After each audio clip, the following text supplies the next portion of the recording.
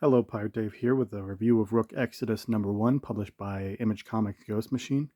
I wanted to kind of freestyle this one. I think this is a 5 out of 5 star book to ruin the rating right off the bat. Even if you don't dig the premise, even if the idea of this book doesn't sound great to you, this may be one just to check out to see how well it's constructed, how well it introduces readers to this new world. And then, maybe don't follow the series afterwards, but this is a magnificent number 1. But let's get right into it with that cover. First off, you might see some little white splotches around here. This cover is not in great condition. I was not very careful when I was purchasing it from the store, so there's some damage on this already. But thanks to that, I feel less uncomfortable about doing this. This is a wraparound cover, as you can see. What a beautiful wraparound. That's definitely something I would put on my wall. The dominant yellow color is absolutely wonderful. It does appear to be more brown with the interior, but right there on the cover, it really is just glorious.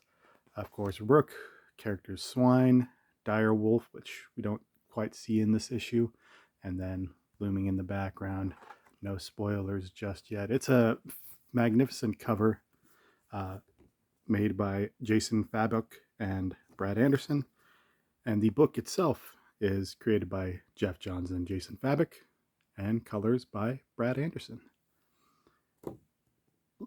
Starting with the art, let's get into why it's so well constructed.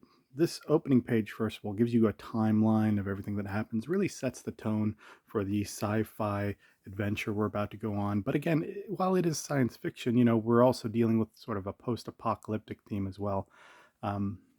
Rook is trying to construct a spaceship in order to escape the planet that he's on because he was left there by the company he works for. Definitely a criticism of capitalism as well as environmentalism, as the purposes for being on the planet in the first place is to escape the decaying and dying Earth. Splash page, which really emulates the cover there.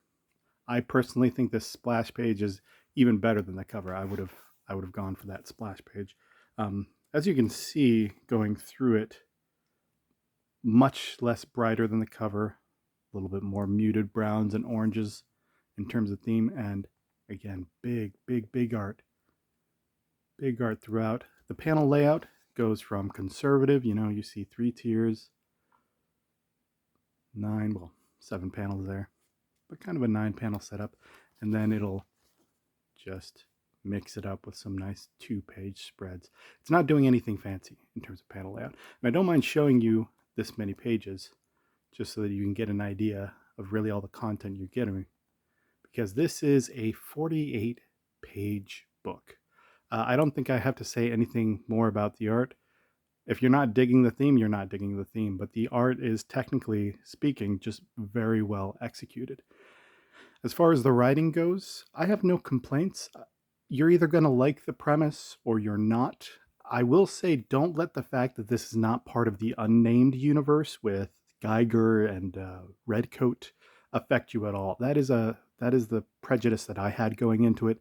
This is the best out of the 3 by far. And like I said, as far as a constructed comic book goes, a constructed number 1 goes, this does not disappoint. Even if you're not digging the premise, you will close this book having understood what it's going to be about. Not everything is given away, but it also doesn't hide anything behind issue number 2.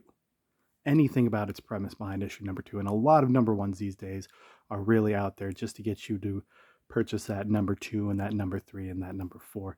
This for $4, 48 pages, beautiful cardstock wraparound cover. I mean, if I'm gushing, like I said, 5 out of 5 stars. Rook Exodus, number 1, Ghost Machine, must buy.